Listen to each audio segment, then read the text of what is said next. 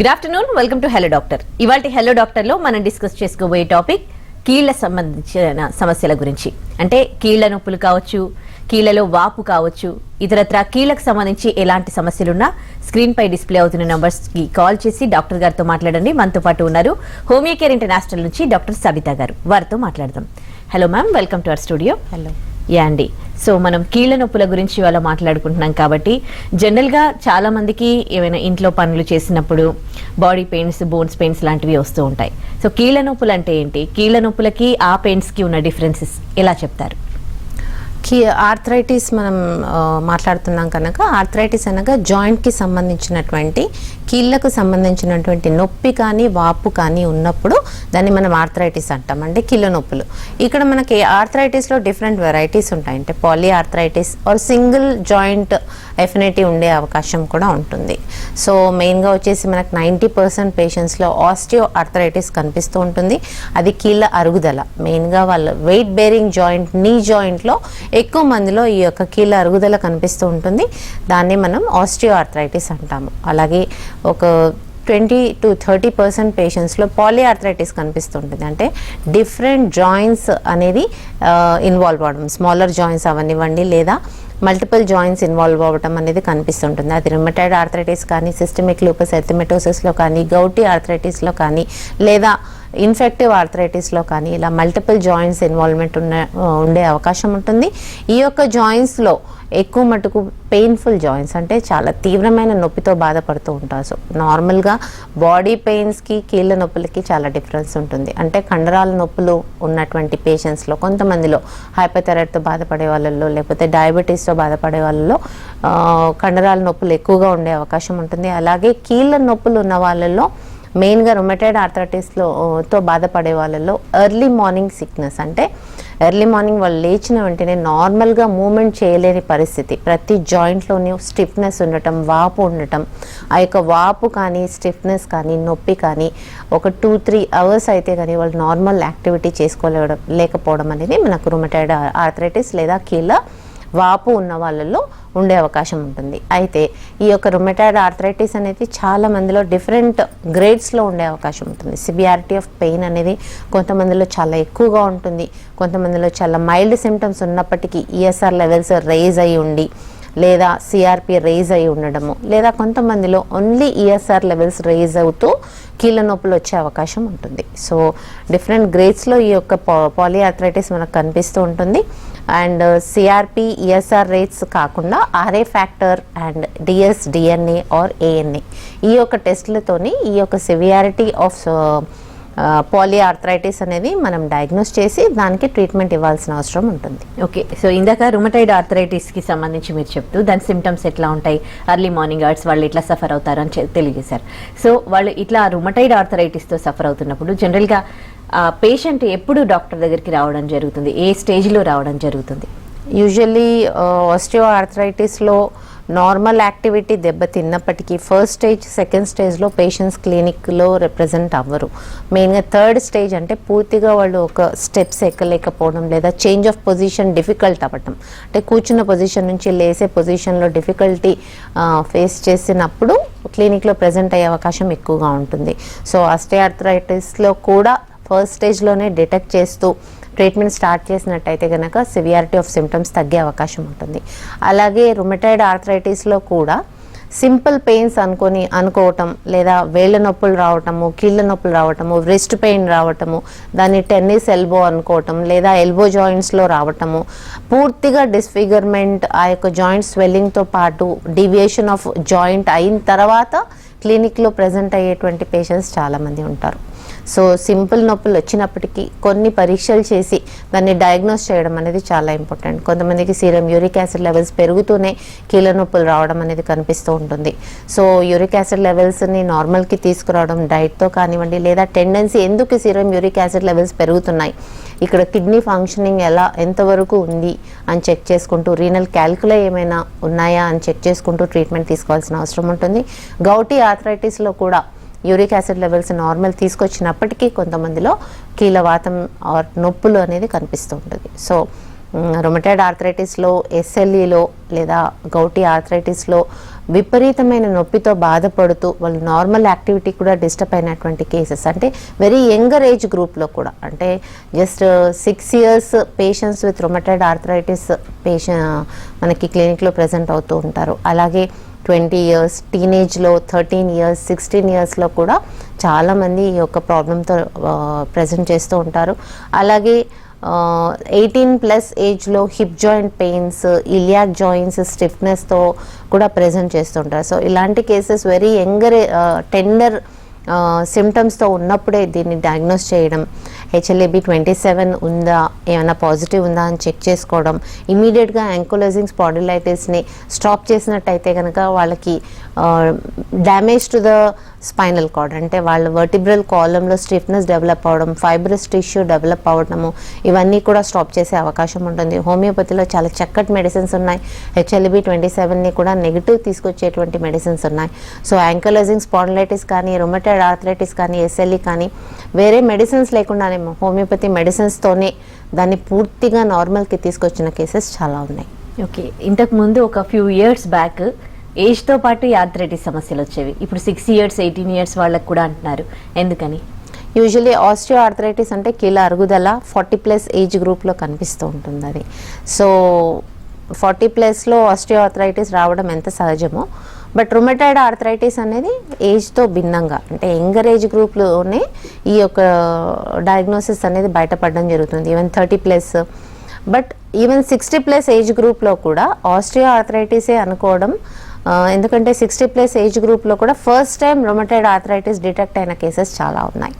So ఆ యొక్క symptoms ఎలా ఉన్నాయి, RA factor, CRP, ESR levels check చేస్తూ కరెక్ట్గా డయాగ్నోస్ చేసి ఈ యొక్క ట్రీట్మెంట్ తీసుకోవాల్సిన అవసరం ఉంటుంది. ఓకే, ఎందుకని అంటే ఇంత చిన్న ఏజ్లో ఇప్పుడే ఆర్థరైటిస్కి బారిన పడుతున్నారు అంటే? This is an autoimmune disorder. Rheumatoid arthritis is an autoimmune disorder, just like psoriasis. ఇలాంటి డిజీజెస్ ఎలా అయితే మనకి autoimmune disorder అనుకుంటామో, అలాగే rheumatoid arthritis కానీ SLE కానీ ఇట్ ఈస్ autoimmune disorder. వాళ్ళ ఇమ్యూన్ సిస్టమ్ వీక్ ఉండడం వల్ల, వాళ్ళ ఉన్నటువంటి ఇమ్యూన్ సిస్టమ్ వాళ్ళ టిష్యూస్ మీద అటాక్ అవ్వటం వల్ల ఈ యొక్క డ్యామేజ్, అంటే జాయింట్ స్పేసెస్లో డ్యామేజ్ అవ్వడం జరుగుతుంది.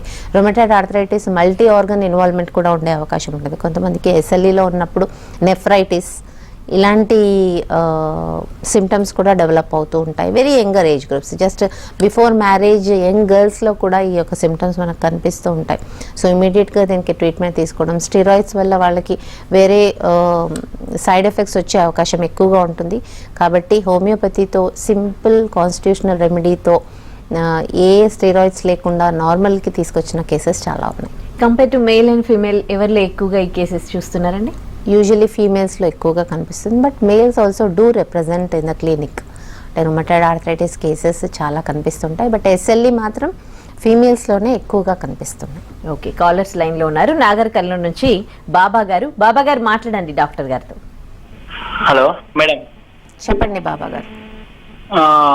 మేడం, మా మమ్మీకి కీళ్ళ నొప్పులు మేడం. ఓకే. అది చాలా వెన్ను నొప్పి కూడా చాలా ఎక్కువగా ఉంది. ఓకే. అంటే నడవడానికి రావట్లేదు అని చెప్పి కొంచెం ప్రాబ్లం చూపిస్తుంది. కొంచెం అసలు చూసానండి, మీది చూసి కాల్ చేశాను మేడం. ఎప్పటి నుంచి అమ్మా? ఇది సబ్సమే. ఒకసారి మాట్లాడతారా మేడం మమ్మీతో? హలో అమ్మా. చెప్పమ్మా. నమస్తే. నమస్తే, చెప్పండి.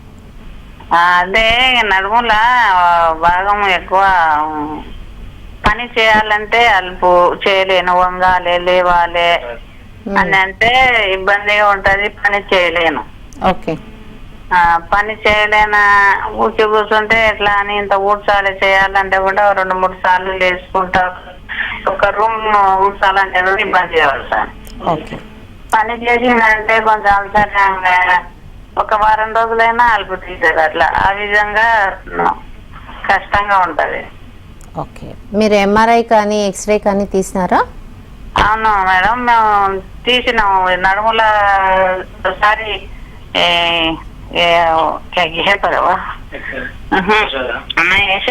యశోద హాస్పిటల్లో మన MRI చూపించుకొచ్చినాం మేడం. ఓకే. ఏం చెప్పారు? తర్వాత కర్నూలులో చూపించిన, వనపర్తిలో చూపించిన, నడుము కడిగి వేసింది అప్పుడు. ఓకే. సో మీకు లంబార్ స్పాండిలోసిస్ లాగా కనిపిస్తుందమ్మా, అంటే వెన్నుపూసలో అరుగుదల. మీ ఏజ్కి అది సహజమే, కానీ ఫార్వర్డ్ బెండింగ్ పూర్తిగా చేయకూడదు. మీరు చేయాలి అంటే మీరు చెప్తున్నారు కదా వంగి ఏమైనా పని చేయలేకపోతున్నారు, అది మీరు చేయకూడదు. ఎందుకంటే నర్వ్ కంప్రెషన్ అవుతూ ఉంటుంది. అతిపెద్ద నర్వ్ నడుము రీజన్లో మనకి L3, L4, L5 రీజన్లో మనకి అతిపెద్ద నర్వ్ షియాటిక్ నర్వ్ ఉంటుంది. మీరు ఫార్వర్డ్ బెండింగ్ చేస్తే ఆ నర్వ్ ప్రెస్ అవుతుంది. సో ఫార్వర్డ్ బెండింగ్ చేయకుండా టోటల్ రెస్ట్ ఇస్తూ ట్రీట్మెంట్ తీసుకోవాల్సిన అవసరం ఉంటుంది. ఎందుకంటే సివియారిటీ ఆఫ్ పెయిన్ ఎక్కువ ఉంది కాబట్టి ఫస్ట్ 6 months ఈ పెయిన్ రిలీఫ్ కోసం వాడాల్సి ఉంటుంది. ఆ తర్వాత పూర్తిగా కోర్స్ తీసుకున్నట్టయితే కనుక ఇది పూర్తిగా నార్మల్ అయ్యే అవకాశం ఉంటుంది. సో నియరెస్ట్ హోమియోకేర్ ఇంటర్నేషనల్కి రండి. దీనికి ఏ పెయిన్ కిల్లర్స్తో కూడా మీకు ఓన్లీ టెంపరీ సొల్యూషన్ దొరికే అవకాశం ఉంటుంది. సో ఈ యొక్క కోర్స్ తీసుకున్నట్టయితే కనుక మీకు పూర్తిగా నార్మల్ అయ్యే అవకాశం ఉంటుంది. ఈవెన్ నార్మల్ యాక్టివిటీ కూడా మీకు. డాక్టర్ గారు, ఆర్థరైటిస్ లో ఎన్ని రకాల ఆర్థరైటిస్ ఉంటాయి చెప్పారు. సో పేషెంట్ నాకు తెలిసి ఒక్కొక్కరు ఒక్కో స్టేజ్ లో వస్తారు. సో వాళ్ళకి ఫస్ట్ పేషెంట్ మీ దగ్గరికి వచ్చినప్పుడు ఎలాంటి టెస్ట్లు, ఎలా డయాగ్నోసిస్ చేస్తారు? జస్ట్ డిఆర్ఏ, డిఎన్ఏ, HLA-B27 ఇవి అన్నారు కదా, ఈ టెస్ట్లేనా ఏ ఆర్థరైటిస్ అయినా? నో, ఆస్టియో ఆర్థరైటిస్లో యూజువల్లీ ప్రెజెంటేషన్ ఆఫ్ సిమ్టమ్స్ బట్టి మనం డయాగ్నోసిస్ చేయగలుగుతాము. అండ్ ఫిజికల్ ఎగ్జామినేషన్తో కూడా డయాగ్నోసిస్ చేయడం జరుగుతుంది. ఆస్టియో ఆర్థరైటిస్లో కానీ లంబార్ స్పాండిలోసిస్లో కానీ physical examination and different test made on table also is diagnosis చేయగలుగుతాం. ఆస్టియో ఆర్థరైటిస్ కానీ, లంబార్ స్పాండిలోసిస్ కానీ, సర్వైకల్ స్పాండిలోసిస్ కానీ డయాగ్నోస్ చేయవచ్చు. అలాగే confirmation and grade of disease తెలుసుకోవడానికి కొన్ని టెస్టులు అవసరం ఉంటాయి. ఆస్టియో ఆర్థరైటిస్ అనేది simple x-ray of knee joint or shoulder joint. ఒకవేళ నొప్పి షోల్డర్ జాయింట్లో కూడా కొంతమందిలో ఆస్టియో ఆర్థరైటిస్ వచ్చే అవకాశం ఉంటుంది. అలాగే మెడ ప్రాంతంలో సర్వైకల్ రీజన్ అండ్ లంబార్ రీజన్లో ఉన్నట్టయితే కనుక x-ray lumbar spine and x-ray cervical spine చేయడం జరుగుతుంది. అలాగే రుమటాయిడ్ ఆర్థరైటిస్ అంటే స్మాలర్ జాయింట్స్ ఇన్వాల్వ్ అయినప్పుడు, సివియారిటీ ఆఫ్ పెయిన్ ఉన్నప్పుడు, ఇన్ఫెక్టివ్ ఆర్థరైటిస్ అని సస్పెక్ట్ చేసినప్పుడు ఈ యొక్క ప్రాబ్లంలో CBP, ESR and CRP levels, RA factor ఇలాంటి పరీక్షలు చేసి నిర్ధారణ చేయడం జరుగుతుంది. ఒకవేళ పేషెంట్ చాలా క్రానిక్ అంటే ఇంతకుముందు చెప్పినట్టు మనకు 2 times MRI చేసినటువంటి పేషెంట్ మనకు ప్రెజెంట్ అవుతూ ఉంటారు. సో అలాంటప్పుడు ఏ టెస్టులు లేకుండానే ట్రీట్మెంట్ స్టార్ట్ చేయడం జరుగుతుంది. బికాస్ ఆల్రెడీ వాళ్ళకి రీసెంట్ రిపోర్ట్స్ వాళ్ళ దగ్గర ఉంటాయి కనుక. సో ట్రీట్మెంట్ అనేది డిఫరెంట్ కేసెస్లో డిఫరెంట్గా ప్రొజెక్ట్ అయ్యే అవకాశం ఉంటుంది. అండ్ చాలా సివియారిటీ ఎక్కువ ఉన్నప్పుడు రిపీట్ చేసే అవకాశం ఉంటుంది. అంటే ఈ యొక్క ఇన్వెస్టిగేషన్స్ ఎవ్రీ 3 to 4 months ఒకసారి రిపీట్ చేస్తూ treatment are grade of disease ఎంతవరకు తగ్గుతుంది అనేది కూడా డిటెక్ట్ చేయడం జరుగుతుంది. ఓకే, సో అంటే సివియారిటీని బట్టి అంటున్నారు, ఎంత టైం పడుతుంది? ఒకవేళ డయాగ్నోసిస్ అయిపోయినాక వాళ్ళ గ్రేడ్స్ని బట్టి ఎంత టైంలో తగ్గొచ్చు వాళ్ళకి? యూజువల్లీ ట్రీట్మెంట్ స్టార్ట్ చేసిన తర్వాత ఫస్ట్ 3 monthsలోనే మార్పు కనిపించే అవకాశం ఉంటుంది. ఈ యొక్క మార్పు అనేది పెయిన్ రిలీఫ్ అయ్యి ఉండవచ్చు, వాపులో తగ్గుముఖం పట్టవచ్చు, లేదా వాళ్ళ గెయిట్ అంటే వాళ్ళు మామూలుగా స్టార్టింగ్ వచ్చి ప్రజెంట్ చేసినప్పుడు డిజబిలిటీ ఇన్ వాకింగ్, నడవలేకపోవడము లేదా కూర్చొని లేవలేకపోవడము, చేంజ్ ఆఫ్ పొజిషన్లో డిఫికల్టీ ఉండడము, ఇవన్నీ కనిపిస్తుంటాయి. ఆ యొక్క పొజిషన్స్ కూడా మారే అవకాశం ఉంటుంది. అలాగే పూర్తిగా చేంజెస్ అవ్వడానికి మాత్రం ఎక్కువ టైం తీసుకుంటుంది. బికాస్ ఇట్ ఈస్ డీజనరేషన్, అరుగుదలలో మీకు కార్టిలేజ్ అరుగుదల వల్ల అక్కడ ఉన్నటువంటి లిక్విడ్ పూర్తిగా అరిగిపోవడం వల్ల వచ్చినటువంటిది కాబట్టి మళ్ళీ డెవలప్ అవ్వడానికి చాలా టైం ఎక్కువ తీసుకునే అవకాశం ఉంటుంది. బట్ పెయిన్ కిల్లర్స్ లేకుండా పెయిన్ రిలీఫ్తో పాటు గ్రేడ్ కూడా అంటే గ్రేడ్ ఆఫ్ డిజీజ్ కూడా ప్రోగ్రెస్ అవ్వకుండా చూసే అవకాశం ఉంటుంది. ఓకే, మరో కాలర్ లైన్లో ఉన్నారు, రాజమండ్రి నుంచి లావణ్య గారు. లావణ్య గారు మాట్లాడండి డాక్టర్ గారితో. నమస్తే డాక్టర్. చెప్పండి మేడం, నాకు మెట్లు ఎక్కుతున్నప్పుడు బాగా నడుము నొప్పి నుంచి కాళ్ళు నరాలంతా లాగేస్తున్నాయండి. ఒంగును ఎక్కువ పని చేసుకోలేకపోతున్నారు, చేస్తున్నాను ఎక్కువ. లంబర్ పైన చేయించమన్నారు అని MRI చేయించుకున్నానండి. నేను చేయించుకుంటే డిస్క్లు కొంచెం L4, L5 డిస్క్లు ప్రాబ్లం వచ్చాయి అని అన్నారు. చాలా మంది ఫిజియోథెరపీ చేయించుకోండి, దానివల్ల ఏంటంటే మీకు కొంచెం పెయిన్ అనేది రిలీఫ్ అవుతుంది అని అంటున్నారు. అసలు నేను ఏమేం జాగ్రత్తలు పాటించాను? హోమియోపతి మందులు కూడా వాడుతున్నాను మేడం నేను ఆల్రెడీ. కానీ వాడినప్పటి నుంచి ఏంటంటే నాకు అదేంటి యూరిన్ ప్రాబ్లం ఎక్కువ, అంటే అస్తమానం బాత్రూమ్ కరాల్సి రావడం అలాంటి ప్రాబ్లమ్స్ అలాంటివి వస్తున్నాయి. అంటే నాకు మందులు అంటే నా తత్వానికి హోమియోపతి మందులు పడలేదా ఏంటి అని ఇంకా 4 days నుంచి మందులు ఆపేసాను నేను. ఎప్పటి నుంచి వాడుతున్నారు మీరు హోమియో మెడిసిన్స్? ఎప్పటి నుంచి వాడుతున్నారు? 20 days నుంచి వాడుతున్నాను మరి. అది హోమియో మెడిసిన్స్ వల్ల పాలియూరియా రావట్లేదమ్మా. మూత్రం ఎక్కువ రావటం అనేది చాలా కారణాలు ఉంటాయి. మెయిన్లీ ఇప్పుడు వచ్చేసి మనకి వింటర్ సీజన్ కాబట్టి మీకు వచ్చే అవకాశం ఉంటుంది. అలాగే షుగర్ లెవెల్స్ చెక్ చేసుకోండి.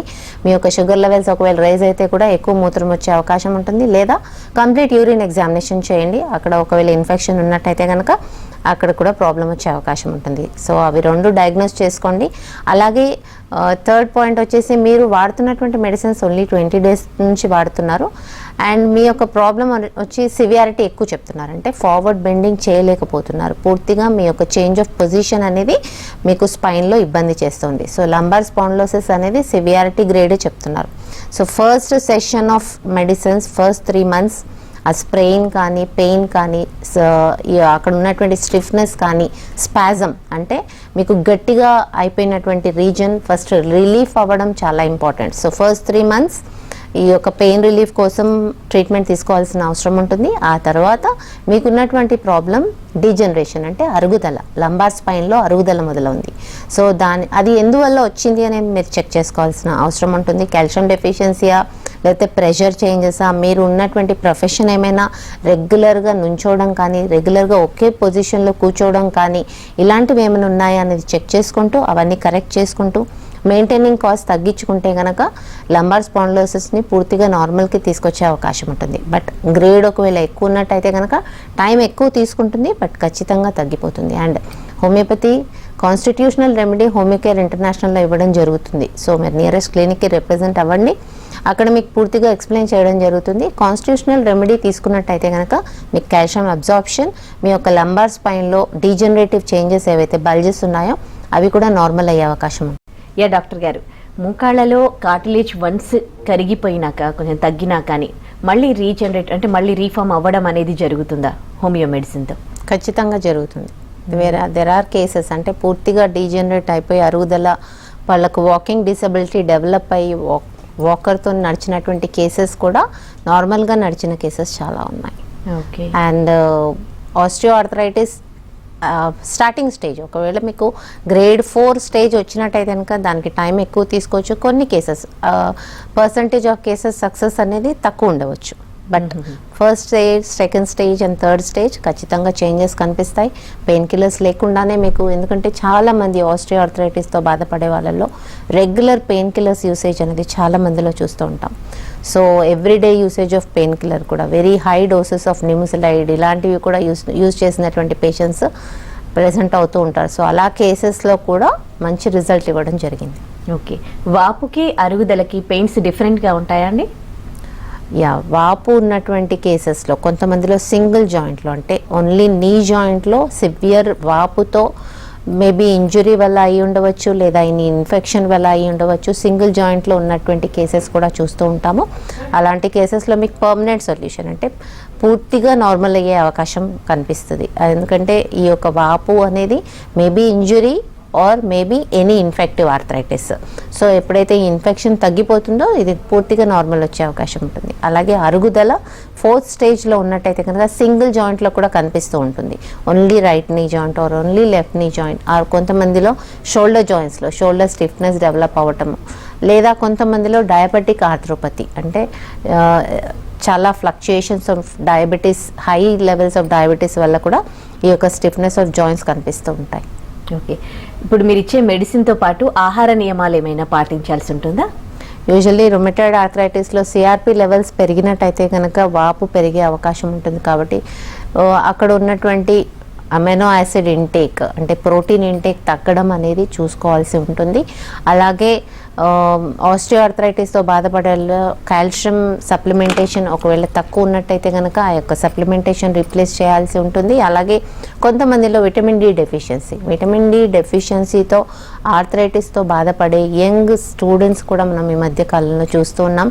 సో అలాంటి వాళ్ళలో విటమిన్ డి సప్లిమెంటేషన్తో పాటు వాళ్ళకి విటమిన్ డి ఉత్పత్తి ఎందువల్ల తగ్గింది అనేది డిఫరెంట్ లెవెల్స్ ఆఫ్ థైరాయిడ్ అంటే even hypothyroid, T3, T4, TSH levels లేదా పారాథైరాయిడ్ హార్మోన్ సెక్రేషన్స్ ఏమైనా తగ్గినాయి అనేది చెక్ చేసుకోవాల్సిన అవసరం ఉంటుంది.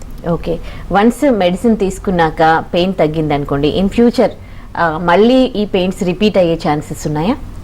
యూజువల్లీ ఆస్టియో ఆర్థరైటిస్తో బాధపడే వాళ్ళు ఇది చాలా తక్కువ. అంటే ఒక్కసారి నొప్పి తగ్గినట్టయితే కనుక మళ్ళీ రిపీట్ అయ్యే ఛాన్సెస్ తక్కువ ఉంటాయి. But all terms and conditions అంటే అక్కడ కాల్షియం డెఫిషియన్సీ ఉండడం, ప్రెషర్ చేంజెస్, లేదా ఆ యొక్క జాయింట్ మీద ఎక్కువగా స్ట్రెస్ పడి ఉండటం, ఇలాంటివి ఉంటే మళ్ళీ రిపీట్ అయ్యే ఛాన్సెస్ కూడా ఉంటాయి. సో ఆ యొక్క జాగ్రత్తలు తీసుకుంటూ ఉన్నట్టయితే కనుక ఆస్టియో ఆర్థరైటిస్లో రిపీట్ అయ్యే అవకాశం ఉండదు. వెరాజ్ రుమటాయిడ్ ఆర్థరైటిస్లో infective arthritis, autoimmune disorder కాబట్టి ఈ యొక్క ప్రాబ్లం మాత్రం రిపీట్ అయ్యే అవకాశం ఉంటుంది. బట్ ఆర్ఏ ఫ్యాక్టర్ నెగిటివ్ వచ్చిన కేసెస్, ఏఎన్ఏ నెగిటివ్ వచ్చిన కేసెస్లో మాత్రం రిపీట్ అయ్యే అవకాశం ఉండదు. ఓకే, మరో కాలర్ లైన్లో ఉన్నారు. ప్రసాద్ గారు మాట్లాడండి డాక్టర్ గారితో.